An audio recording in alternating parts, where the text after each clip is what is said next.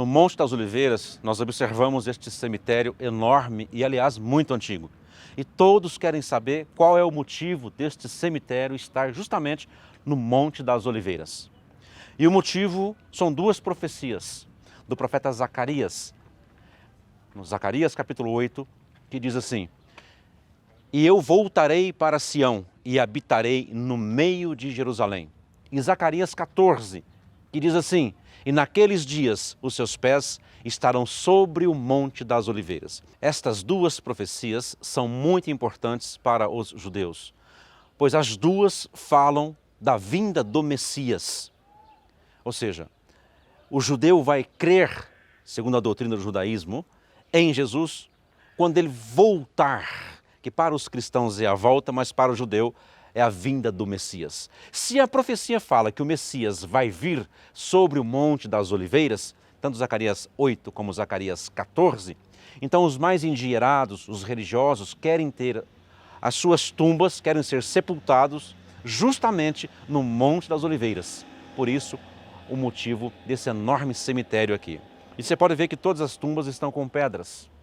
O motivo destas pedras em cima das tumbas é que na antiguidade, no deserto, uma região seca, não havia flores. Então quando você vai a um cemitério visitar o túmulo de um parente, você leva uma flor, uma rosa, significando que você esteve ali e homenageou a pessoa que está sepultada ali. A pedra aqui tem o mesmo significado. Como não tinha flores no deserto, numa região seca, colocar uma pedra em um túmulo equivale a dizer: eu estive aqui. É como se fosse uma flor.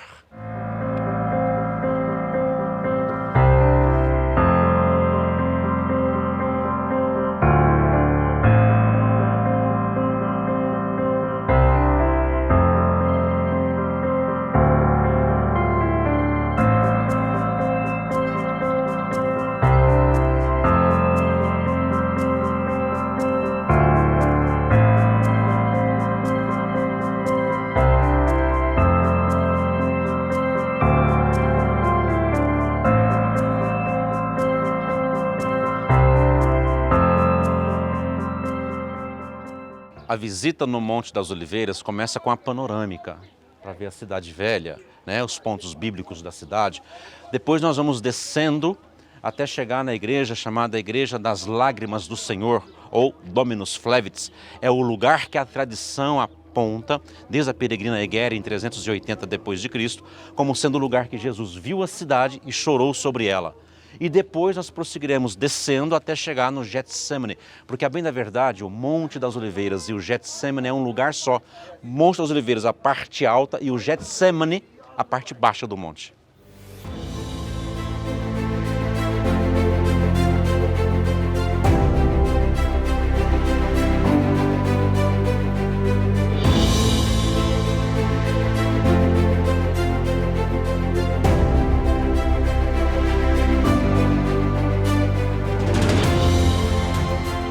Mais uma vez, eu quero lembrar que o nosso programa não é um programa religioso, mas estando em Israel e principalmente em Jerusalém, é impossível não falar de capítulos, de versículos, de profecias, porque afinal de contas estamos fazendo uma viagem por lugares bíblicos históricos.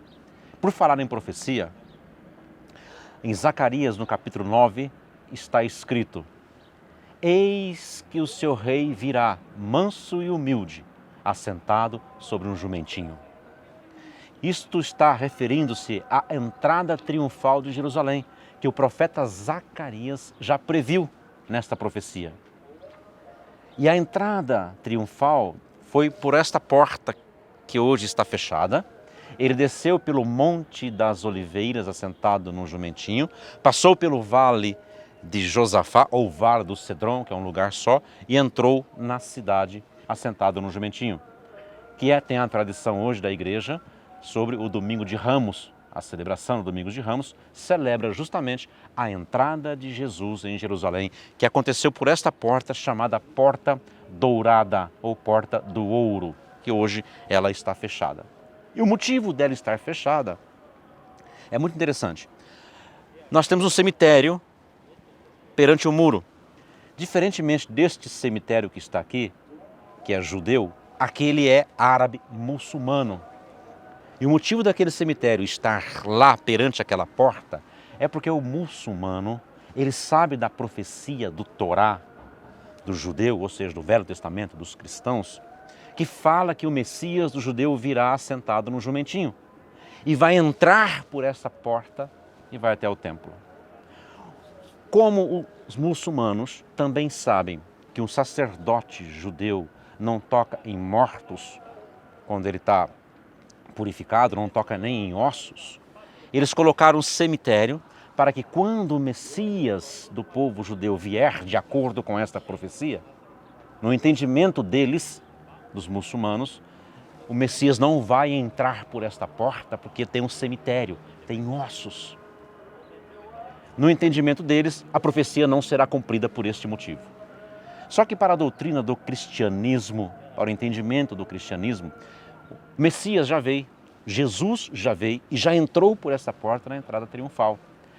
Mas os judeus que não aceitaram Jesus e aguardam o Messias até hoje, para os muçulmanos, o Messias dos judeus ainda virá e vai entrar por essa porta, e por isso o cemitério está aí para não permitir que o Messias do povo judeu entre na cidade de Jerusalém.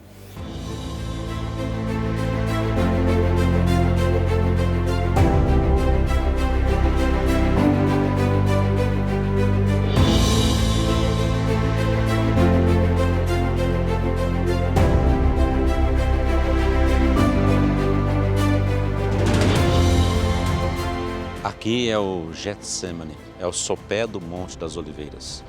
É para este lugar que Jesus veio logo depois que ele celebrou a Páscoa com os discípulos. Ele vem orar num lugar que ele tinha de costume, um lugar retirado. E é aqui que ele vai orar angustiado e vai falar para o Pai: se possível, passa de mim esse cálice, mas todavia, se não for possível que passe sem que eu beba, que cumpra a sua vontade, não a minha. E seu suor, diz lá, que transformou-se em gotas de sangue, dada a sua extrema agonia aqui, porque ele sabia que a morte por cruz era muito dolorosa.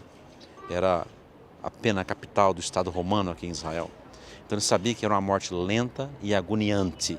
Então ele, na condição humana, ele temeu a morte, mas a condição divina dizia: para isto eu vim e para isto o profeta Isaías profetizou. Então, hoje tem uma igreja, chama-se Igreja da Agonia. Ela é uma igreja por dentro escura, justamente para lembrar a tristeza de Jesus aqui nesse lugar. Estas oliveiras aqui no Getsemane, em fotos antigas, elas não aparecem. Só aparece uma, que é a maior de todas, que segundo a ciência, ela tem 2000 anos de história. Se isto é verdade, equivale a dizer que esta oliveira viu a agonia de Jesus aqui no Getsemane.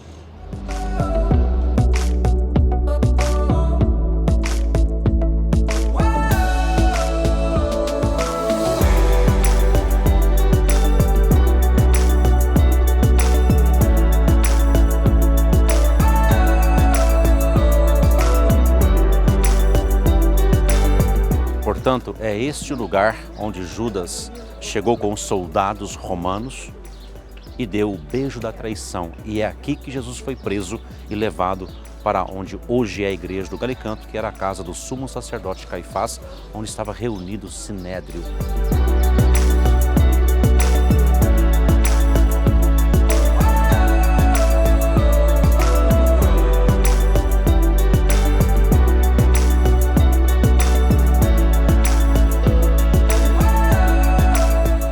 Jerusalém é incrível. Para todo lugar que você botar o olho tem história da Bíblia para contar. Por exemplo, eu estou agora aqui no famoso Vale do Cedron, ou Vale de Josafá, que é um lugar só. E aqui tem algumas tumbas antiguíssimas. A primeira aqui, por exemplo, é de um certo Zacarias, que era sacerdote no templo de Jerusalém. A segunda está relatada em 10 de 1 Crônicas e em 24 de Neemias, de um certo Eliezer. Mas o mais famoso que está aqui no Vale de Josafá é o que é conhecido como Pilar de Abisalão. Abisalão, filho do rei Davi, porque em Crônicas está escrito que ele, enquanto em vida, disse: vou fazer um monumento, um pilar, para que gerações futuras saibam que eu existi. Então dizem que ele construiu essa estrutura aqui, chamada Pilar de Abisalão. Na realidade, estudos mais recentes comprovou que não tem nada a ver com Abisalão, porque a arquitetura, a construção é totalmente diferente de qualquer outra construção existente em Israel. Não faz parte da arquitetura judia. Portanto, é do período, segundo estudos, do período egípcio. Trata-se de uma construção egípcia. Mas, infelizmente, está ainda nos livros e nas nomenclaturas como Pilar de Abisalão, e ficou a tradição, e essa tradição do nome não vai sair assim tão fácil.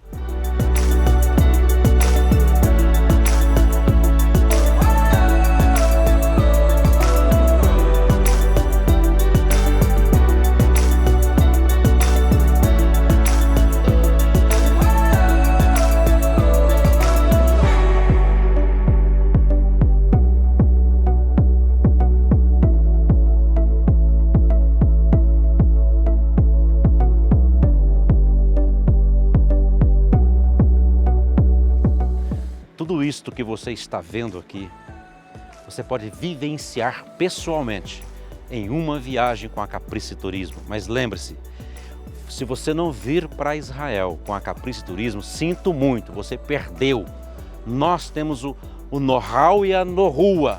Sabe o que é know-rua? É conhecimento de rua, conhecimento de cada lugar que nós entramos, conheço cada pessoa em cada lugar visitado, que facilita a nossa vida.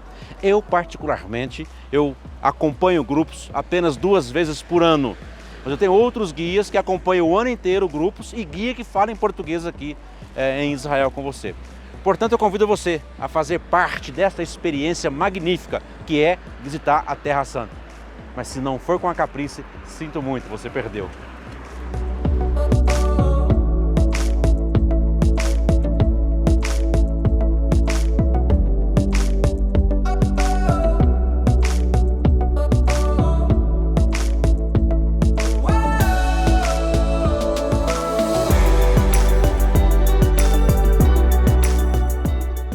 Viajando com a Caprice Turismo, você desfruta de várias opções de roteiros: Egito, Israel, Jordânia, Turquia,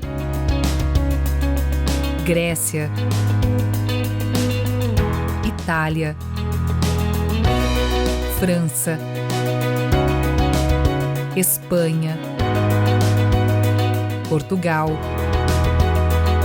Rússia, Dubai, China, Japão, Nova Zelândia, Austrália, Tailândia. Venha viver essa experiência inesquecível que é viajar com a Caprice Turismo. Viaje pelo mundo. A Caprice leva você.